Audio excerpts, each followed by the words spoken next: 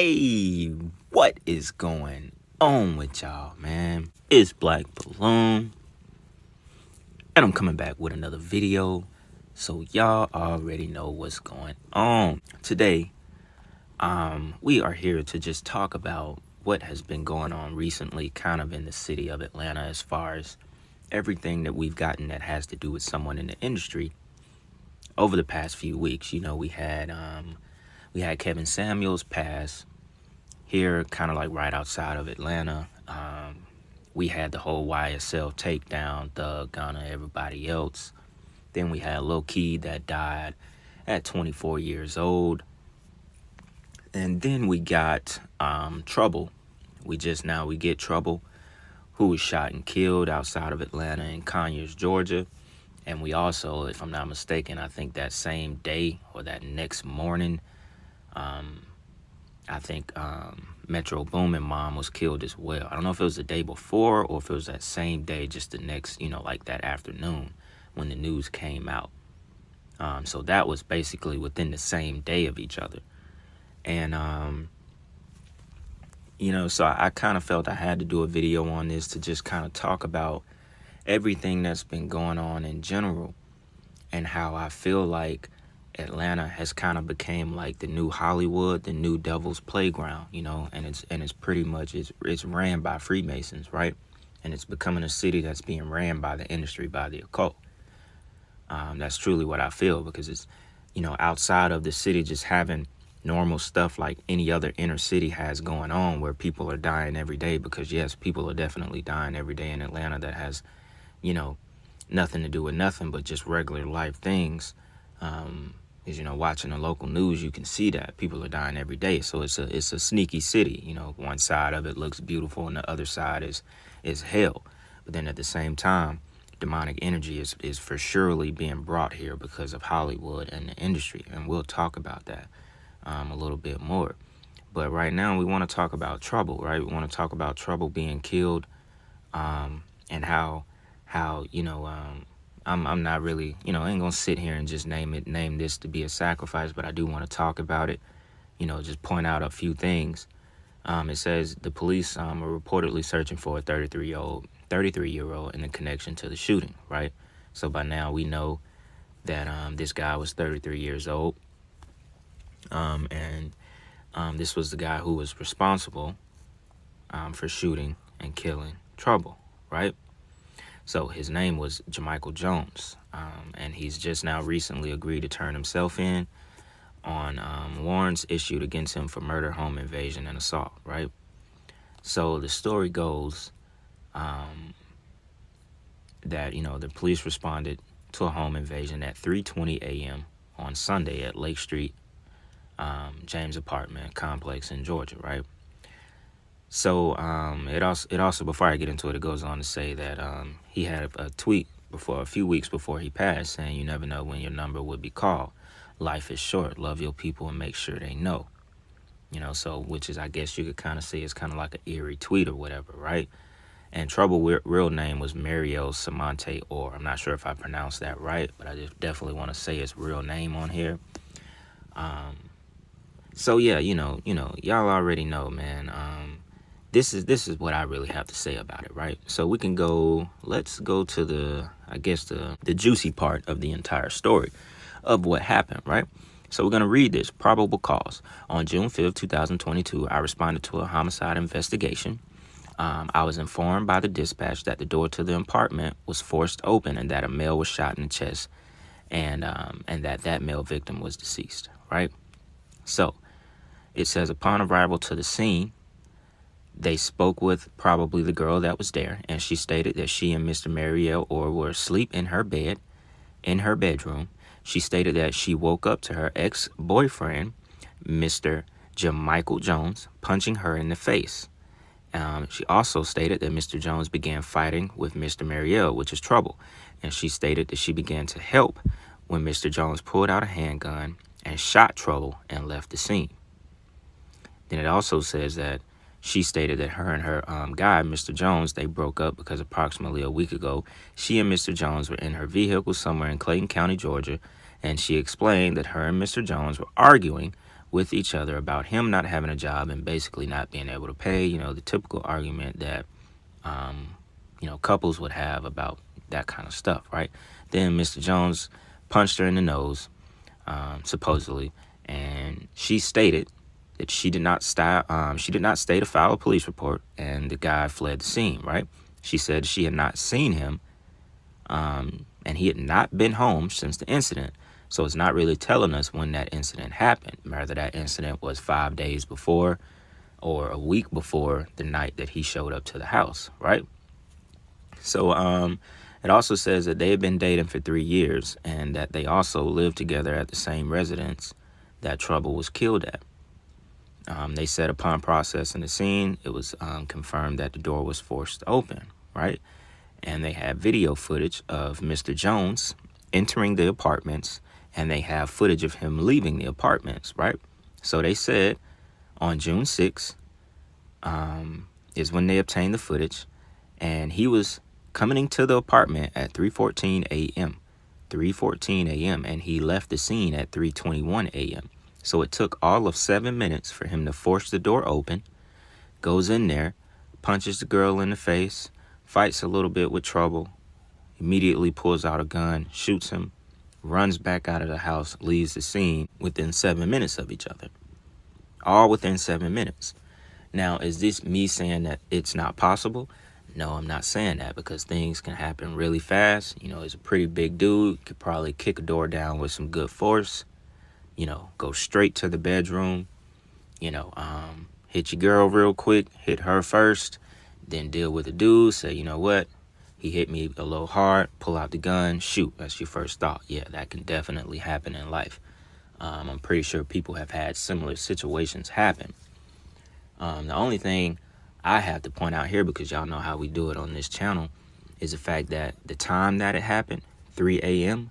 in the middle of the night, and then the fact that we don't have a specific date on when they first got into it. So when did he punch her in the face and decide to not come back to the house? Because she said she didn't see him, nor did he return to the house after the incident of him punching her in the face in the car and then leaving, right? So it goes to the next point of, how did he know that Trouble was at the house at 3 a.m. in the morning? Yes, you can say that he was a stalker and he sat there and he stalked the house all night. Okay, cool. So that would have meant he would have had to sit around the apartments all night and just sit there and stalk. But the thing is, though, Trouble was there for a while. If what her statement says, if it's true, then they were asleep. It's 3 a.m. in the middle of the night. So if they were asleep by 3 a.m., that pretty much tells us that Trouble had already been there for a few hours. Now, it doesn't say he came at 8 that night, or it doesn't say he came at 12 that night, but they had been there for a little while for them to be asleep. That means the night is over, they're in the bed, they're asleep. So if he was outside stalking, he would have been saw Trouble coming to the house. What made him go in at 3:14 a.m.? Or we could take it to the other side of the spectrum, and we could say that this was maybe set up because it was so direct. He did it all in 7 minutes. So he broke down the door, so he didn't have a key. Right? But the thing is if he wasn't there already in the apartments and stalking her and stuff like that, how I've seen people say, how did he know Trouble was there? And if they hadn't been in contact, he hadn't been to the house since that incident happened, why and how did he show up the exact night that Trouble is in the house? Now, more reasoning behind it could be the female trying to make the guy jealous, and she set it up not thinking that it would end the way that it ended, which that could possibly happen as well, because hurt people will do things to hurt others, especially if she was hurt, and if they've been together for 3 years, I'm pretty sure she has some kind of feelings for him, regardless at the fact that she was already messing with Trouble, because obviously her and Trouble didn't just meet, and it was probably someone she had already been involved with. But it definitely doesn't tell us how the guy found out that Trouble was there that night if he hadn't been to the residence in days prior to them getting into like a domestic situation. It doesn't explain how he knew Trouble was there that night. And all in 7 minutes, Trouble lost his life being at that female's house. So things can be very wicked, you know, if you don't make the right decisions and if you choose to lay up with the wrong females. So at the end of the day, and females as well, you know, it goes vice versa. At the end of the day, regardless of the truth behind the situation, there's a lesson to be learned. You know, go home, you know, don't spend a night at nobody's house if you don't know their background, you know, especially not a woman, and women, especially not a man that you have no idea about. Because with men, it happens different. When a woman is around a man, you know, and a man is into some crazy shit that can cause her to be in danger, like how Trouble was, it's like the man is he gang bang, you know, he gang bang and he sell dope, he sell drugs, he do this and do that. He got people that want to kill him, and the woman end up getting killed because she with him all the time. That's usually how it happened for a woman. Like, I'm speaking in terms of someone putting someone in danger, you know. And usually for women, it happens like this. They put a man in danger by not telling him they got a crazy ass ex-boyfriend, military, this and that. Or even if he ain't military, he broke, dumb, and crazy, and he'll kill over her because he know, you know, he can't do much of shit for her, and somebody else come around that can. He jealous as hell. You know what I'm saying? So I guess at the end of the day, there's a lesson to be learned from it, right? Moving back on, I don't want to spend too much time on that. But it definitely kind of, you know, raised a few questions, right?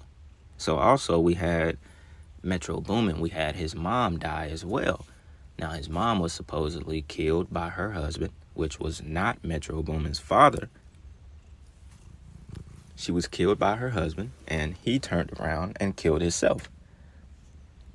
Now, there's not much to go on as far as, you know, that whole situation. They don't give a time that she died. There's not many more details, you know, so I don't want to just use this video just to spew out nonsense and blame everyone that everyone was a sacrifice, you know. A lot of y'all I think everything is a sacrifice, and trust me, I have a lot more sense than that, to just name everything to be a sacrifice, you know. But I guess that's just kind of a disclaimer for people that always think I think everything is a sacrifice. But remember, I'm just kind of doing this video just to talk about everything that's kind of been going on recently, right? So it said, what happened to Metro Boomin? The mother of famed producer and DJ Metro Boomin was reportedly murdered by her husband, who then took his own life. The DJ 28, who has produced songs for Kanye, Travis, Drake, blah, blah, blah, received the awful news over the weekend after the body of his mom, Leslie Joanne Wayne, was found by police near Atlanta. So that's pretty much all of the information they give us. They don't give us much information on his mom's passing, right? Well, yeah, so I just want to end this video and kind of circle around to where I started in the beginning, where I was talking about Atlanta, you know, kind of becoming a new Hollywood, because there's so much stuff that's being shot here. Like, so many movies are filmed here, you know, videos. We already know that as far as the rap scene, it's been pretty much based in Atlanta, you know, over the last decade or so. A lot of the biggest artists have came out of Atlanta. So we know the devil is here, you know, he's here, you know, that energy is here because they're literally kind of turning this into like the next Hollywood. I think even like Netflix, some of their biggest shows are filmed here, not necessarily in Atlanta, but, you know, they're filmed here in the state of Georgia. And, you know, like Ozark, Stranger Things, and so on and so on. There's a lot of other shows and movies that's been filmed here. So basically, my whole point of this is that this state is pretty much ran by Freemasons, and Hollywood is here now. So my point is the fact that we can't trust anything that comes out of here anymore, because we never know if there is really a Hollywood script behind what's actually going on. There's been so much stuff going on, we just can't trust it anymore, because Hollywood is here now. Now, obviously, I'm not saying all this stuff is just fake and everything that's going on is not stuff that's been happening for a long time. But you got to be aware of what happens here now. You know, some of this stuff could be orchestrated, could be playing behind the scenes, and we just never really know. because that's what this city has become. It's become the devil's playground even more than it already was. So yeah, man, I'm gonna leave the video right there. I think I'm gonna drop this on the second channel and just kind of make this the first video for the second channel. I may put it on my first channel eventually, but for now, pretty sure I'm gonna post this on the second channel, man. So y'all already know what's going on. Look, I really appreciate y'all subbing to this page. I'm just gonna try to get it off the ground, just because you never know what happens with YouTube at the end of the day. So once again, I really appreciate y'all subbing to this page, man. Hope y'all enjoyed this video. Whatever y'all got to add, let me know in the comments. Whatever you think about this, let me know in the comments. And yeah, man, with that being said, it's Black Balloon, and I'm gonna see y'all soon. I'm out.